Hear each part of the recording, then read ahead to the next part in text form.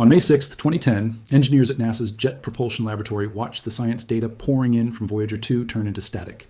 A spacecraft 11 billion miles from Earth, suddenly speaking in a language nobody had built it to speak. No signal from that far away had ever gone unreadable and come back. No memory fault that deep in the solar system had ever been diagnosed by remote control, let alone repaired.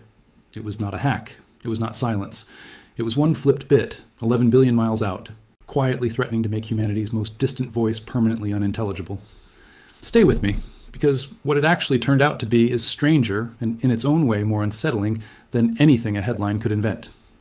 If you're new here, this channel covers real missions using real sources, so if that's your thing, hit subscribe. It's free. Let us go back to the beginning. To understand why one flipped digit could nearly silence a spacecraft, you have to understand what Voyager 2 actually is, underneath the legend. It launched on August 20th, 1977, 16 days before its twin, Voyager 1, on what was budgeted as a 4-year tour of Jupiter and Saturn. Its onboard computer, the flight data system, was a marvel for its era, but by the standards of anything built after roughly 1990, it is almost primitive. Its total processing power, measured in thousands of instructions per second, not billions, closer to an early pocket calculator than to the phone in your hand. Every scrap of data the spacecraft collects has to be compressed, formatted, and packaged by that same aging computer before it's radioed home across a gap that, by 2010, already exceeded 11 billion miles. That packaging step matters enormously because Voyager and Earth don't exchange plain English. They exchange a precise binary structure, a specific arrangement of ones and zeros that both sides have to agree on, or the data arrives as pure noise. This was never considered a weak point. Engineers in the 1970s had no reason to expect the flight data system to still be running 3.5 decades later. And building it to survive 50 years of unfiltered cosmic radiation, with no possibility of a physical repair visit, was never part of the original brief. The system was solid by every standard of its time. It simply outlived the assumptions baked into it. It helps to remember what Voyager 2 was actually asked to do in the first place, because the mission's original ambitions were modest compared to what it ended up accomplishing. NASA had originally dreamed of a grand tour, a single rare planetary alignment that would let one spacecraft visit all 4 outer giants in sequence. But budget constraints in the early 1970s scaled that plan down to a straightforward flyby of Jupiter and Saturn. Voyager 2 carried 10 scientific instruments into space: cameras, magnetometers, plasma detectors, cosmic ray counters, and more, all wired into that same modest flight data system. Nobody involved in building it in the mid-1970s used integrated circuits remotely close to what a modern laptop contains. This was an era of hand-soldered components and memory measured in kilobytes, not gigabytes. And, for exactly that reason, the original design used something called sequential, hardwired formatting logic for packaging outgoing data, a system that worked flawlessly for over 3 decades precisely because nobody ever asked it to do anything it wasn't originally built for. That reliability is not a coincidence. It's the direct result of engineers in 1977 designing conservatively with wide margins, because they had no way to send a repair crew if something later went wrong. What nobody could plan for was exactly which margin, exactly which bit, would eventually be the one to fail. By the spring of 2010, Voyager 2 had been in continuous operation for nearly 33 years, and its computer had been silently, flawlessly encoding and transmitting data that entire time.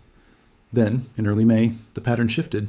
The telemetry coming back from the spacecraft still arrived on schedule, still carried the right general shape of a data stream, but the actual content had become garbage, readable as a signal, meaningless as information. Mission engineers suspended all science operations on May 6th, rather than risk losing real data to a corrupted format, and switched the spacecraft into a stripped-down engineering mode while they tried to figure out what exactly had gone wrong inside a computer they could not see, could not touch, and could only interrogate, across a round-trip communication delay of roughly 20 hours each way. Read that again. Every single test they ran took the better part of 2 full days to return a result. On May 12th, engineers finally received a complete memory readout from the flight data system, essentially asking the computer to report back everything stored inside it, bit by bit, so they could compare it against what should have been there. What they found, after days of painstaking comparison, was almost absurdly small in scale and almost catastrophic in consequence. A single memory location, one individual bit among millions, had flipped from a 0 to a 1. Sit with that for a second. Not a burned-out circuit, not a snapped wire. One binary digit, smaller than anything you could ever point to, had silently changed state somewhere inside a computer 11 billion miles from the nearest technician. And that single change was enough to turn a 50-year interstellar mission's entire outgoing data stream into noise. Translate that scale into something you can actually hold on to. A single bit is the smallest possible unit of information that exists. A single on or off switch, no smaller unit is even mathematically definable. And yet, that one switch, flipped the wrong way inside the exact part of the computer responsible for structuring every outgoing transmission, was enough to make an entire, otherwise perfectly healthy spacecraft functionally mute.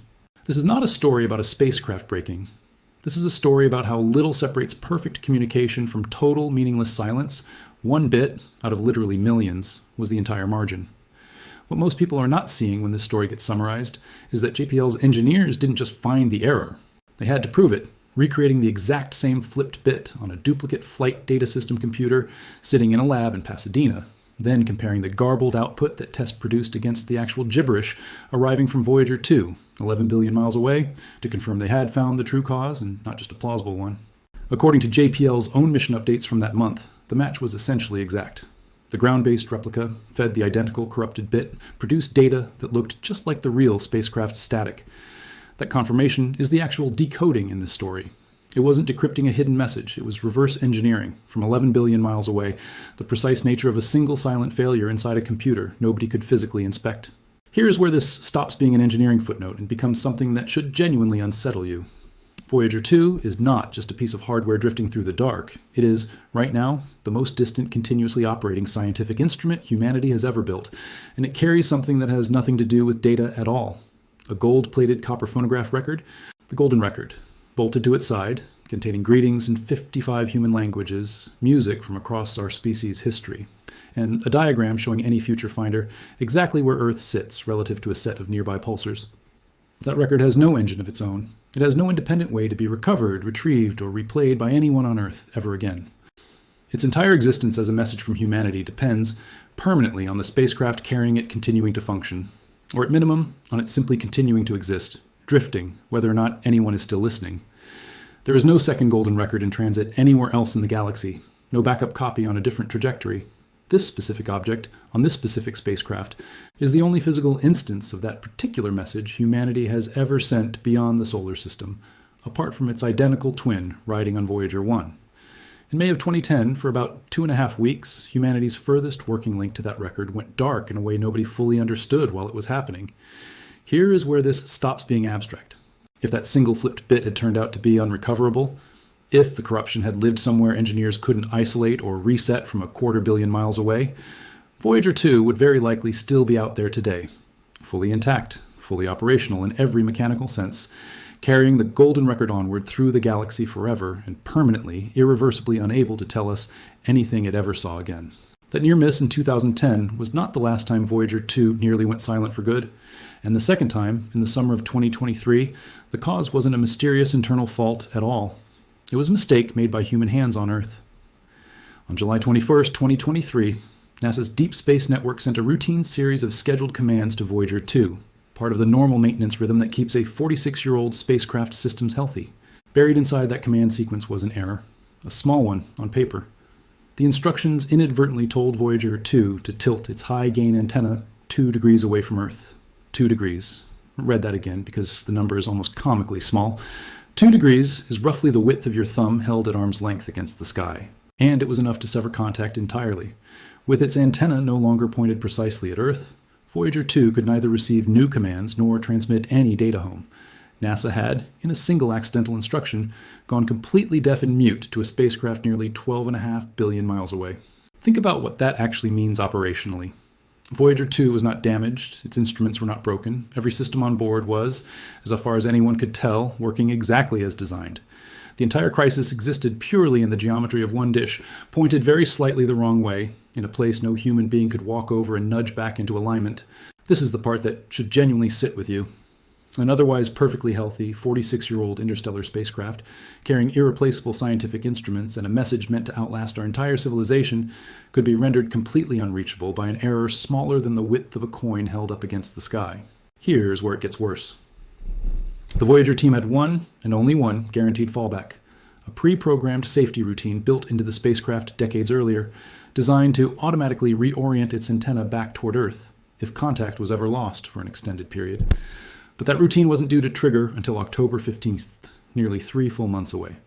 For almost 3 months, in other words, The default plan was simply to wait, hoping that nothing else went wrong on a 46-year-old spacecraft operating completely on its own, with no one on Earth able to confirm it was even still functioning correctly, let alone intervene if it wasn't. Mission managers decided that 3 months of silence, with zero ability to react to any secondary problem, was a risk they weren't willing to accept without at least attempting something sooner. So, on August 1st, engineers turned to the most powerful transmitter available anywhere in NASA's deep space network, a dish in Canberra, Australia, and used it to send what the mission team itself nicknamed an interstellar shout, a single maximum power command aimed at a target the width of a thumbnail from 12 billion miles away, instructing the spacecraft to simply turn its antenna back toward home. Nobody at JPL was confident it would even reach the spacecraft, let alone that Voyager 2 would still be positioned to receive and execute it correctly. The signal took 18.5 hours to travel outward. It would then take another 18.5 hours for any response, successful or not, to make the return trip. 37 hours total before anyone on Earth would know whether the shout had worked or whether Voyager 2 was now going to sit in silence until October at the earliest, or possibly forever. At 12:29 a.m. Eastern Time on August 4th, 2023, the Deep Space Network picked up a clean, structured signal. Voyager 2 had turned. The gamble had worked and full communication resumed within days, with the spacecraft reporting itself completely healthy and precisely on its expected trajectory the entire time. Here is what is happening right now in 2026. Voyager 2 is currently more than 13 billion miles from Earth, roughly 142 times the distance between Earth and the Sun, and every command sent to it now takes close to 20 hours to arrive, with another 20 for any response to return. Of its original 10 scientific instruments, only 3 remain operational: the magnetometer, the plasma wave subsystem, and the cosmic ray subsystem, after NASA powered down its low-energy charged particles experiment in March of 2025, and its plasma science instrument the previous September, both purely to conserve the spacecraft's dwindling electrical supply. That supply, generated by the heat of decaying plutonium inside 3 onboard radioisotope generators, is shrinking by about 4 watts every single year, with no way to slow it and no way to replace it. In early August of 2026, NASA confirmed that a coordinated power-saving maneuver on Voyager 2, engineers nicknamed it, only half-jokingly, the Big Bang, had successfully bought the spacecraft at least one more full year of operation on all 3 of its remaining instruments, by swapping a set of heaters and other powered components for lower draw alternatives, all executed in a single coordinated command sequence sent across that 20-hour gap. Without that intervention, according to NASA's own engineers, a 4th instrument shutdown would have been forced before the end of this year. Its twin, meanwhile, is racing toward its own historic marker. On November 18th, 2026, at 2:16 and 7 seconds in the morning, Pacific Time, Voyager 1 will become the first human-made object in history to sit a full light day from Earth, a distance so vast that a signal leaving Earth on a Monday morning will not arrive until Tuesday night, and any reply won't be heard back home until Wednesday morning. Voyager 2, still years behind its sibling on that same outward path, is not far behind in spirit, even if the exact date of its own light day crossing lies deep in the next decade rather than this one. Both spacecraft are, in a real sense, fighting the exact same war right now, just at slightly different stages. Voyager 1 is down to only 2 working instruments after an unexpected power drop in late February forced engineers to shut down its own low-energy charged particles experiment in April. Its own version of the Big Bang maneuver was scheduled for no earlier than July of this year, meaning that, as you watch this, teams at JPL may still be in the middle of performing the same kind of remote high-stakes surgery on Voyager 1 that already succeeded on Voyager 2 just weeks ago. 2 identical machines, launched 16 days apart in 1977, are now aging in parallel, 11 billion and 13 billion miles from home respectively, kept alive by the same small, patient interventions, over and over, each one buying another year, and then another, against a power supply that will eventually, unavoidably, run out. Now, the part that doesn't resolve as cleanly as the headline promised, because it hasn't been resolved in real life either. To this day, NASA has never definitively confirmed what physically caused that single bit to flip inside Voyager 2's flight data system back in 2010. The leading explanation, discussed openly by JPL engineers at the time, is a cosmic ray strike, a single high-energy particle from deep space, the kind that constantly bombards every spacecraft beyond Earth's protective magnetic field, happening to hit exactly the right transistor at exactly the right moment to flip its stored value. That explanation fits everything known about how spacecraft electronics fail in deep space, and it remains the scientifically favored account. But NASA's own public statements from May 2010 were explicit that the precise trigger was, and would likely remain, unconfirmed. There is no way to run a forensic investigation on a single subatomic interaction that happened once, 11 billion miles away, and left no trace beyond its effect. The second honest uncertainty sits right in the framing of this very story. Terrifying is doing a lot of work in a headline built around an engineering incident that NASA's own engineers resolved through calm, methodical troubleshooting rather than panic. What actually happened in 2010 was not a spacecraft behaving strangely in some inexplicable way. It was a fully explainable hardware fault, diagnosed and fixed using ordinary computer science. The genuinely unsettling part isn't mystery, it's scale. The realization that a margin as thin as a single flipped bit was ever standing between us and permanent silence from our furthest flung machine. Zoom out from the bit flip and the antenna angle, and there's a pattern here that says something larger about how humanity actually extends its reach into the universe. We tend to imagine deep space exploration as a story of powerful engines and bold trajectories, and it is that. But the truer, less cinematic version of the story is that our furthest achievements survive or fail on margins almost too small to picture.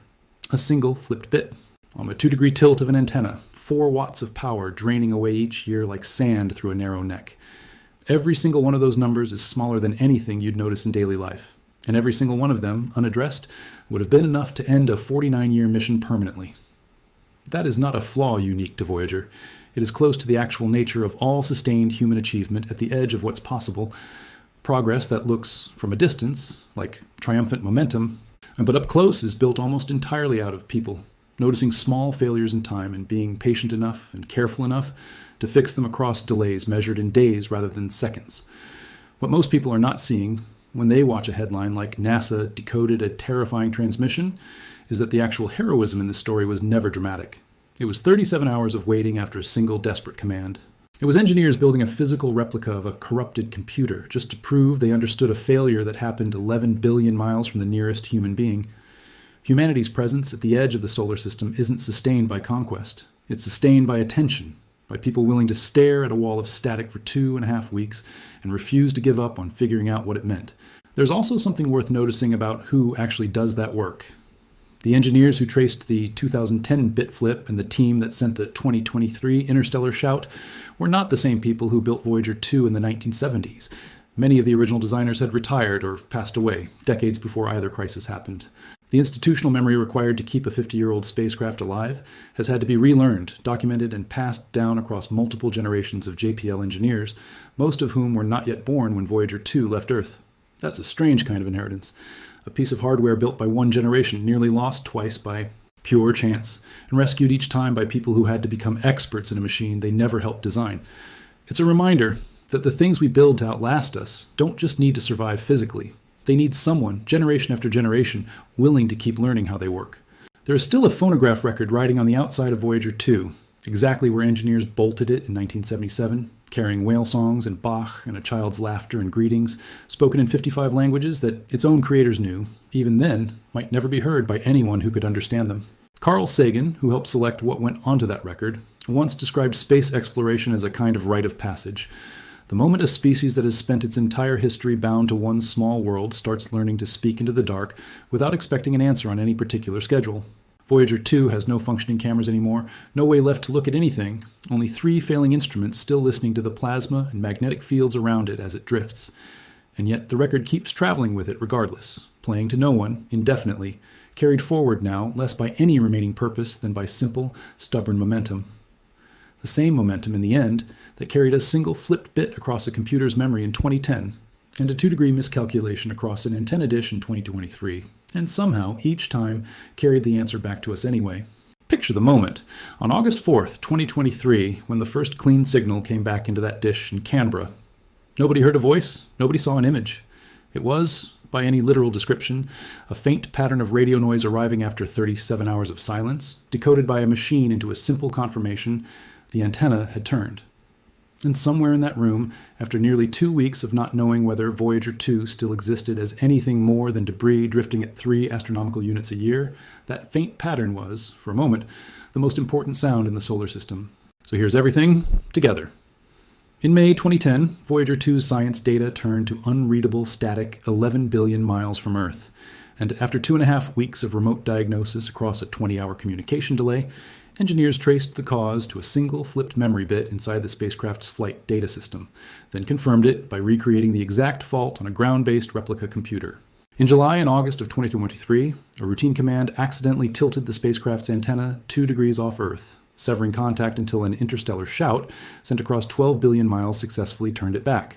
Today, in 2026, Voyager 2 runs on just 3 of its original 10 instruments, loses 4 watts of power every year, and recently bought itself another year of operation through a coordinated power-saving maneuver, even as its twin, Voyager 1, races toward a historic light day milestone this November. And the precise cause of that original 2010 bit flip has never been, and likely never will be, confirmed beyond reasonable inference.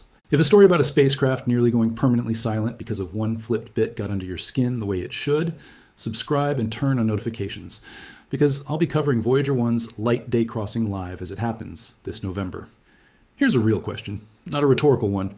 Would you rather NASA keep gambling limited power on these 49-year-old spacecraft for a few more years of interstellar data, or accept the silence now and redirect everything toward whatever comes next? Tell me which one and why in the comments. I read every single one,